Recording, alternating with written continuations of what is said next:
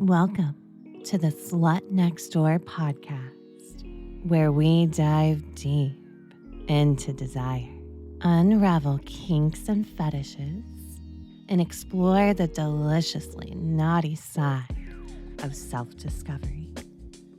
I'm Beatrix Vale, an erotic audio creator, and your guide to all things kinky and curious. So let's begin. Welcome, boys, and anyone curious enough to listen in. So, we're going to talk about the month of October, which all across the world of kink and submission, that means men are locking themselves into little cages. Some do it for fun, some for discipline, and some because they just can't imagine a single day without that delicious ache of denial. So it's called Locktober, which is a whole month where chastity becomes more than just really a fantasy. It's practice, a ritual, and even a challenge. For submissive men, it's a chance to prove devotion, surrender control, and discover just how much pleasure can grow inside frustration. So, in today's episode, I'm just going to take you a little deeper. We're going to talk about where Locktober comes from, why men crave being locked, and what those shiny little cages really mean when they're clasped shut. And by the end, you'll understand why chastity isn't just about what you can't do, it's about everything you feel when you give that control away. So let's jump into it. And we're going to start with the basics. So, what exactly is Locktober? Kind of mentioned that before. It's a month-long event celebrated every October where men commit to wearing a chastity cage for the entire month. And from what I understand, it started as an online challenge within online kinky communities. And now it's kind of grown into a yearly tradition so that every fall, thousands of men around the world take part, sharing their progress, their struggles, and just kind of celebrating the act of chastity. For a lot of people, I think October just isn't just about the cage. It's more like a ritual, and for some, even the community aspect of it. And it's also about kind of pushing limits, the whole tease and denial kink, and also proving to themselves and to their doms that they can surrender for more than just a few hours. And now on to my favorite part, the why. I love digging into the why of things, the psychology behind it, because you might be wondering, like, why would a man choose to physically lock himself up in a cock cage for an entire month, even a day, but an entire month? That's a pretty long time. And the reasons become varied, just like we're all very unique people. I think for some, it's about surrender. It's just a way to hand over control, like to stop making choices about their own pleasure and just live in obedience. And there's freedom in that. There's freedom from a lot of things in that. So, you're free from temptation, free from guilt, free to just simply serve, fully surrender. I think for some, it's about the ache. So, like, just imagine being kept on edge day after day. And then every throb inside your little cage, every thought circling back to arousal that you can't touch, And the frustration itself becomes its own kind of pleasure, kind of like this constant hum of arousal that never quite goes away. And I think that hits harder in some people than others. Just the whole denial kink, being told no or making yourself be told no. And just that ache becomes something that people like to chase after. And then I think for some people, the act of doing something like Locktober gives someone a chance to show devotion. It gives a submissive man a chance to prove something, not just to themselves, but to the ones who hold their key. And so a month long of chastity becomes a gift of loyalty, a demonstration of willpower, and then a very physical reminder of who they belong to. And that's all just such a beautiful thing. If chastity is something you're into, of course. And then I think for some people it's a lot about community. So during Locktober, men will share their struggles and their victories online, and it just becomes like this point of conversation, a point of community.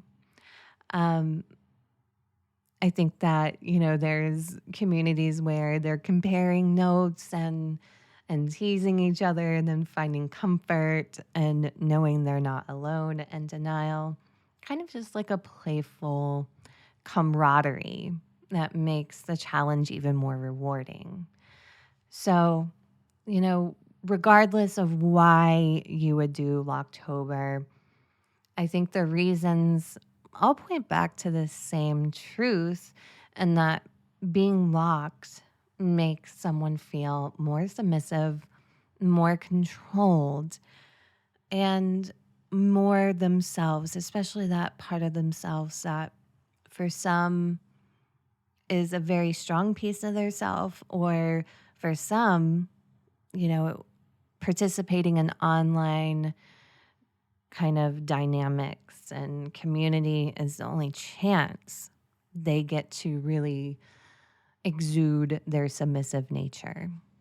Last year, I actually held a Locktober event. So I had a group of men that every single day I checked in with them. I gave them tasks. Really, we really had our own little community there. And I got to know some of their whys pretty intimately. And it was really fun to see them interact with each other. And I believe that we all kind of grew closer together through these October events, through me giving task, and because sometimes the task I would invite them to share amongst each other, not just with me. So it definitely became this little community. And some of them were physically caged, where some of them, and this is an important piece of Locktober, you can participate in Locktober without a cage. And you would call that honor chastity. So just like an invisible cage, around you. I actually have a file called 31 Day Chastity Brainwash where you don't have to have a cage to participate. You can just somewhat feel an invisible cage around you and participate that way. And I'm very happy to tell you that a lot of them that did the honor chastity made it through the full month, according to them. I mean, hey, I know they could have been lying to me, but I really do believe them. Um, and it still becomes the same, you get the same effects from doing it that way. I think a chastity cage probably elevates the experience a little bit more because it's a physical manifestation of your submission and your devotion and your chastity. However, honor chastity, especially when you have someone, quote unquote, watching you and in control of your honor chastity. It's a pretty powerful and effective form of participating in Locktober. Now, with that said, let's talk about chastity cages themselves. A little educational piece, if you will. So, chastity devices, they come in all shapes, all kinds of different materials. You can have metal, plastic, silicone, and some are pretty heavy and solid, and some are designed for long term wear, while others are more lightweight and flexible and a little bit better for shorter sessions. And there's all sorts of cages out there, like ones that are open, if you will, that allow a lot of airflow into it. So then there's some that are way more closed off, keeping everything more snug and hidden away. And it's always a bit funny for me to give men advice on chastity cages because I don't have a penis. So I don't have, personal experience with that. Especially when it comes to choosing a chastity cage, I've definitely played with a man with a chastity cage, many men online wearing chastity cage, but when it comes to the fit and how it feels, unfortunately, like I just have to go by what I hear other men tell me about it. But what I do know, if you are wanting to do chastity, a chastity cage, the most important part is the fit. Too tight and you'll literally hurt yourself, and we don't want that. Too loose and you'll be able to slip out, and what's the point? So, a well fitted cage is extremely important. It should feel secure and noticeable, but not painful. However, they do have cages out there that do bring a little pain with it, but we're talking about typical chassis cages. They should definitely just remind you, that cage, that you're locked every time you move without causing damage. Now, if you're wondering, hygiene is still an important factor when doing long term chastity wear. I am thinking of a particular gentleman right now that wears pretty much almost every day. When he takes a shower, his cage does come off to, do proper cleaning and all that good stuff. But I do know that some more serious chastity cage wearers don't take them off, and you are able to still clean yourself, from what I understand. And definitely you can still, urinate with a chastity cage on. But I think chastity wear is a lot like everything else in life. It's kind of up to you what your preferences are. There's no right or wrong way to do it, unless your dom says it's wrong, of course. But you know what I mean? Like, if taking it off and cleansing yourself every day when you have a shower is important to you, then why not have that be part of the deal, I think I would imagine that people that don't understand chastity are probably wondering, this sounds like pure torture, a device wrapped around my precious dick all the time. That's terrible. Well, I would say chastity is something that runs very, very deep.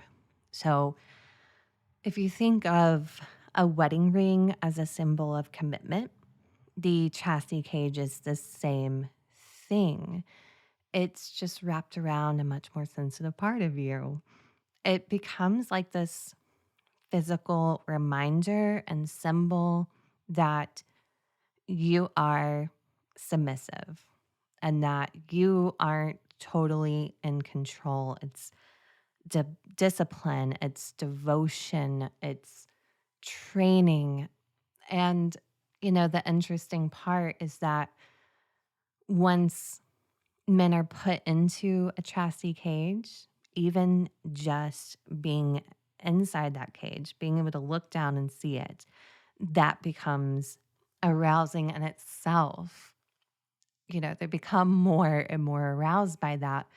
And they're doing chastity to not be aroused, right? Or to have their arousal controlled.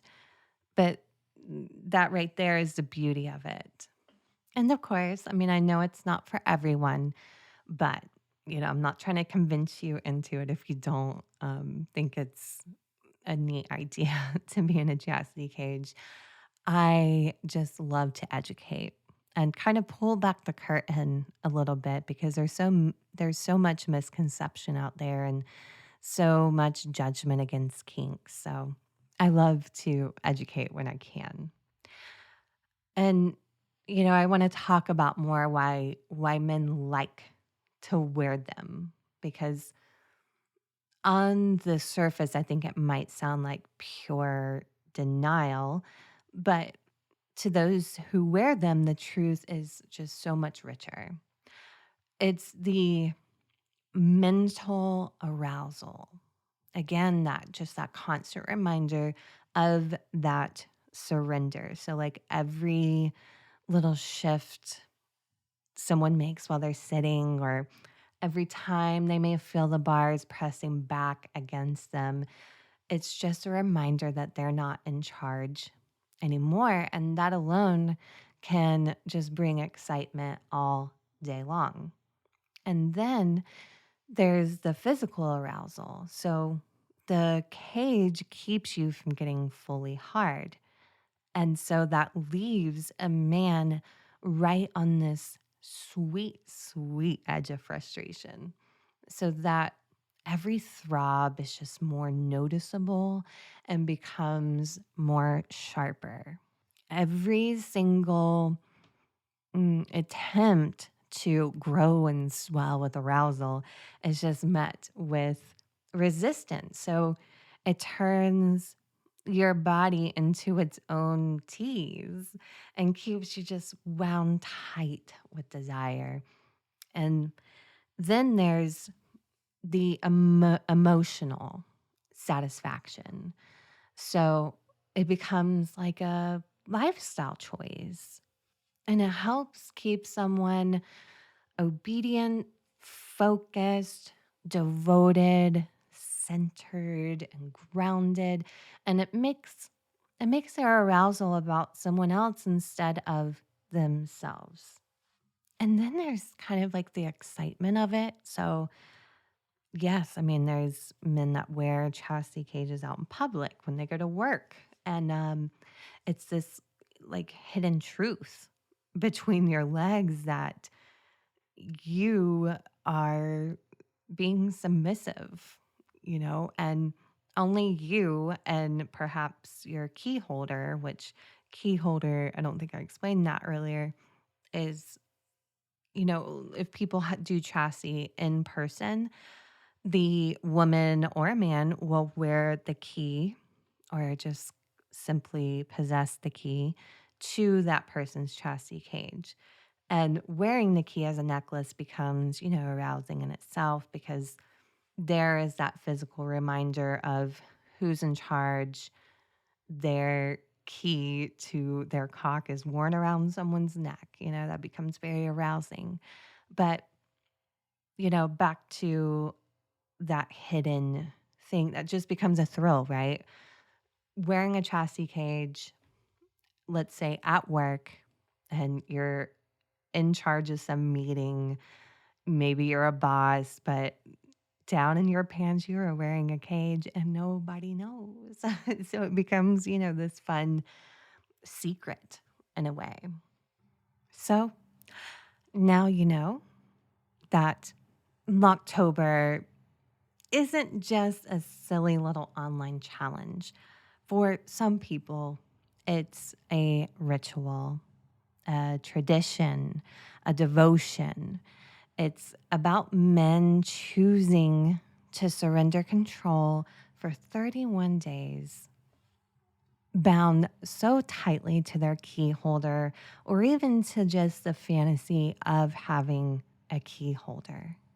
And chastity wear is really about how much more deeply someone can feel when that choice is taken away, that freedom is taken away, because every little throb, even someone's thoughts, become a reminder of what they're truly craving in their submissive core. So I hope this was helpful in shining a little bit of light onto what is Locktober, why men lock themselves up in cages, and gives you a little bit more understanding about the form of chastity. So I would love to know in the comments if you are participating in Locktober this year. If you're curious, I am not doing any kind of community events this year. I just have too much going on, unfortunately, to do it this year. But if you are participating in something, let me know in the comments. If you think Locktober sounds appealing, let me know. If you don't think it sounds appealing, feel free to let me know as well, because again, it's not for everyone. And as always, if you are not familiar with my work as a online hypno dom, mommy dom, go to the link in this episode description, and that'll take you to all the places where I have a ton of content, free and not free. You can even find places to interact with me. So thank you so, so much for listening. And hopefully, if you're listening while caged, I hope I made you throb a little bit in there. And that's a wrap for this episode of The Slut Next Door, where we dive deep into the raw, unapologetic truths of human desire. If you loved what you heard today, make sure to subscribe and turn on notifications so you never miss a juicy moment. Want to connect with me outside the podcast? Click the link in my bio, where you can find lots of juicy content and options. Until next time, I'm Beatrix Vale, your slut next door. And I'll see you in the next episode.